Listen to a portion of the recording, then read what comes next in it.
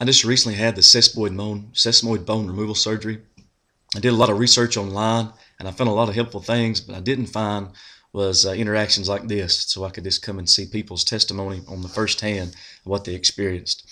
The surgery was performed at KOC. Dr. McPeak performed the surgery. He did a great job. The nurses and the anesthesiologists and just the staff there was great. Really helpful, really knowledgeable, really kind of family-oriented place. KOC stands for Knoxville Orthopedic Clinic, and that's in Tennessee, Knoxville, Tennessee. They have an office in Weisgarber, and they have an office on Kingston Pike on the West Branch. So they did the surgery. What happened was I'd run over my foot with an automatic pallet jack, and which had caused it to crack. It initially started out with a boot. I went from a boot to a cast to a boot, and I never had seen much progress. Seemed like I had the most progress in the cast, but then again, it was in the cast and couldn't put any pressure on it. But normal walking was difficult.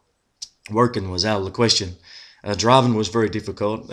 I had a lot of pain when I drove, because that's where you put the most pressure on this part of your foot, and that's exactly where that sesamoid bone is at. So if you've done something of this nature and you're having a lot of pain at that point of your foot, you've done maybe something to your sesamoid.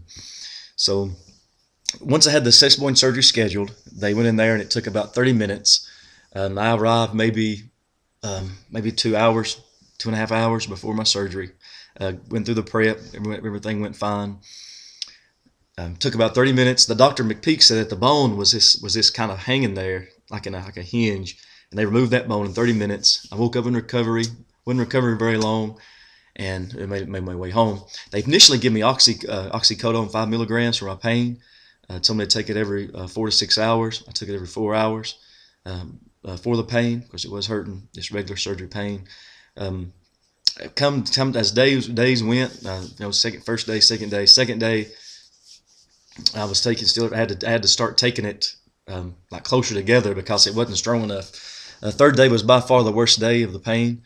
I called back. I had it on Thursday, and I contacted them back.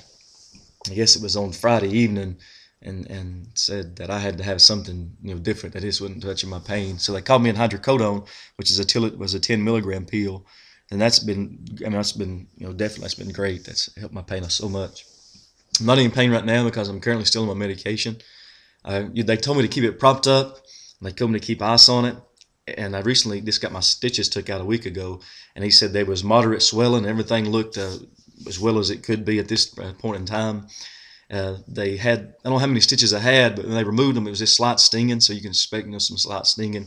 And the worst stitch was the last stitch, which they say for last, to take that out.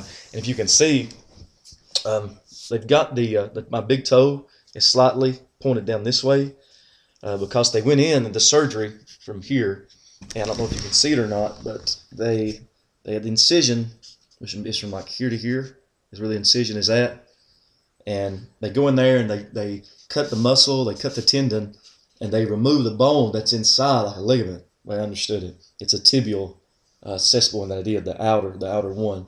So if you'll notice, I don't know if you can really tell or not, but it's in a V8, not a V8, but a figure 8 configuration. And that's to keep that down and keep that toe in line. If you don't keep it in line, what will happen and that it will have a tendency to pull this way, because they have to, once they cut that ligament, they have to go in there and attach it to another bone, and so it'll have that tension, so your foot will be able to work.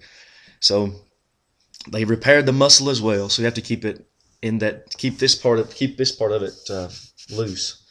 You can't put any pressure at all on this part of your foot because it would damage that, and if you do damage that, it would cause the toes to do some kind of like this effect, the way I was explained, and it would be damaging it to have another surgery. So the reason I did this, I didn't find a lot of information, like personal information like this, one-on-one. I did find a lot of information online, but I was wanting to hopefully find more information like this and about people's experience and what they experienced through the process. I'm currently on crutches. I'm using the crutches, and it's very helpful to use the crutches. All I do is pretty much just go to the restroom and go get something to eat.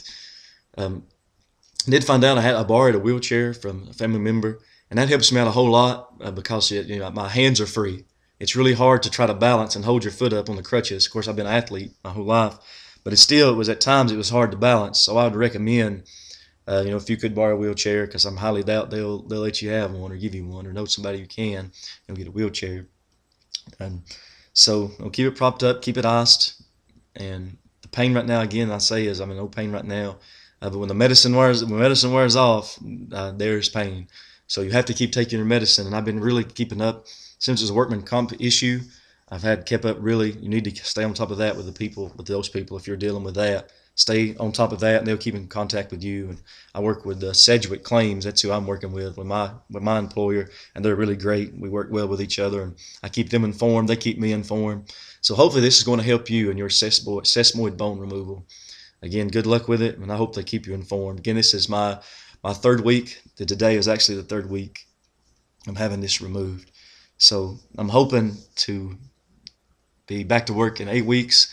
They told me I might be back to work in 8 weeks. They said depending on how I did in my recovery and the impact level that I was on my foot. If you're at a high impact level job, it may take longer than 8 weeks.